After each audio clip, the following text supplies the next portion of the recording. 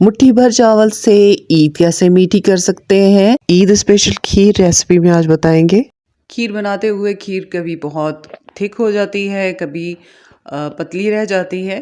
तो इसके लिए हम आपको बताएंगे कि कितना आपने इसकी कंसिस्टेंसी रखनी है। बिस्मिल्लाहिर्रहमानिर्रहीम, अस्सलाम वालेकुम। आज हम लेकर आए हैं बहुत मज़ेदार और दानेदार खीर की रेसिपी।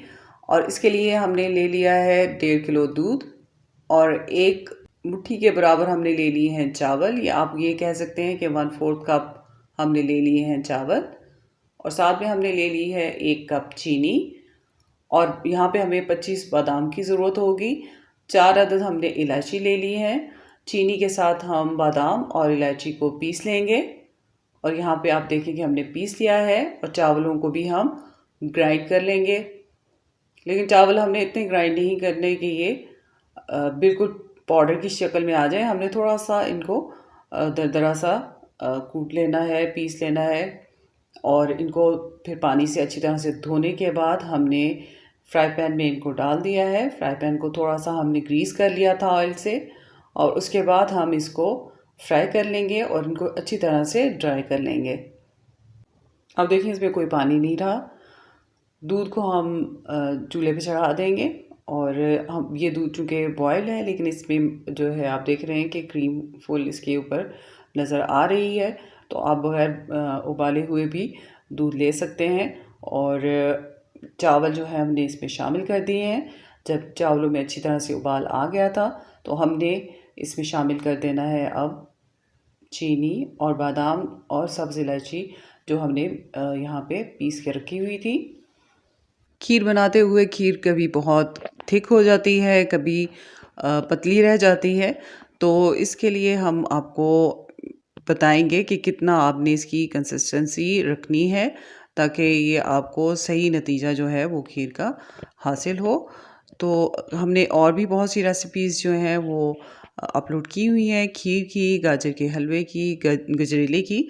तो हम आई बटन में उसका लिंक दे देंगे, या फिर आपको एंड स्क्रीन पे उसका जो है वो लिंक मिल जाएगा।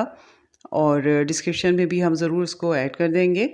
तो हम हल्की आंच पे अब खीर को पकाएंगे।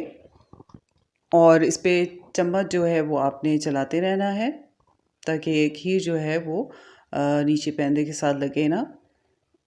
और इसके गाढ़ा होने का इंतज़ार करेंगे। आप देखेंगे कि ये दानेदार होगी। जिस तरह से पैकेट की खीर आप बनाते हैं, बिल्कुल इसी तरह से ये खीर जो है वो बनेगी।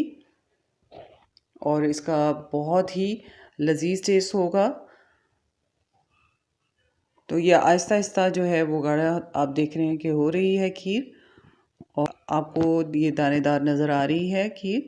और ये इतनी ही थिक होनी चाहिए, इसमें आप देख रहे हैं कि इतनी ही इसकी कंसिस्टेंसी होनी चाहिए। और इसको हमने अब उतार लिया है और इसे हम ठंडा कर लेंगे। बिस्मिल्लाहिर्रहमानिर्रहीम। हम इसमें उंडेल देंगे ये खीर। और आप देखेंगे ये ठंडी हो चुकी है, मज़ीद अभी इसे ठंडा होना है और ये और थिक हो जाएगी। तो हमने इसी एतबार से खीर की थिकनेस रखनी है। तो हमने यहाँ पे तैयार कर लिया है बादाम गार्निश करके। और इस बात का भी आप ख्याल रखें कि आप जब किसी कांच के बर्तन में खीर डालें या कोई भी आप गर्म चीज़ सर्व करते हैं तो उसको थोड़ा ठंडा होने दें, फिर उसके बाद डालें, क्योंकि इस बात का एहतमाल होता है कि ये बर्तन टूट ना जाए। तो उम्मीद करती हूँ कि आपको ये पसंद आई होगी रेसिपी। तो हमारे चैनल को ज़रूर आप सब्सक्राइब करें और वीडियो पसंद आए तो इसे लाइक करें। जिन ममालिक में कल ईद है उनको ईद मुबारक। खीर इस तरीके से ज़रूर बनाएं। अल्लाह हाफिज़।